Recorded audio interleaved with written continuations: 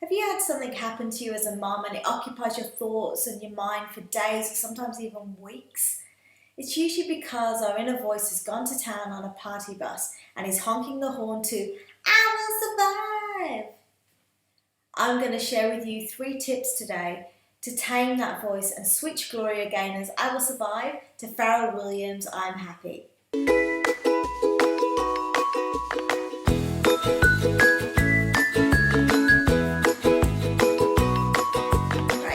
So we've all heard that inner voice that says you failed as a mum. Even if you don't hear the inner voice, it might come out in the words that you say. "I feel so bad. How could I have been so stupid? What is wrong with me?" Have you heard those words? When we let our inner voice run wild, it claims big stakes in our lives. It makes us believe things that are simply not true, and then we react from that place, often snapping at people around us, our kids, our husband, for no apparent reason. I got on the bus with a gorgeous mum this week, and she had booked lunch orders from the school canteen for her children. This particular day, all lunch orders were cancelled because it was sports day and everyone was to take a packed lunch. Then as the day approached, the adverse weather conditions resulted in the sports day being cancelled, and she assumed the lunch orders would be reinstated. They weren't. That day, her children went without lunch. As she reflected this experience with me, she was still devastated that they had been at school all day without lunch. Making sure the children are fed well is important to her, as it is many of us. So the whole of the next day, she said she still couldn't believe they'd gone to school with no lunch. She felt so bad.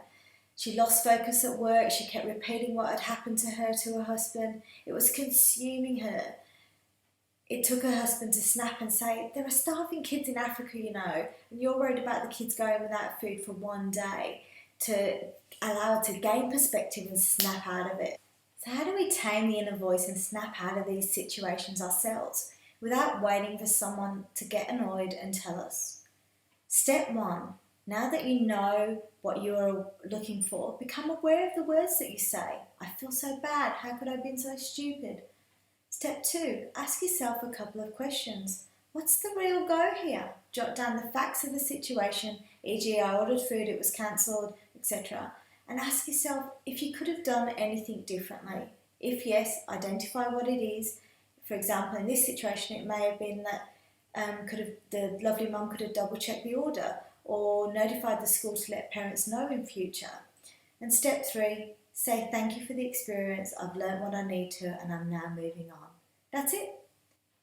I hope you've enjoyed these 3 tips, and I look forward to hearing how you are taming your inner voice and whipping it into line.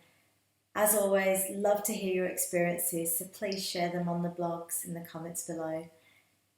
And I look forward to seeing you next time.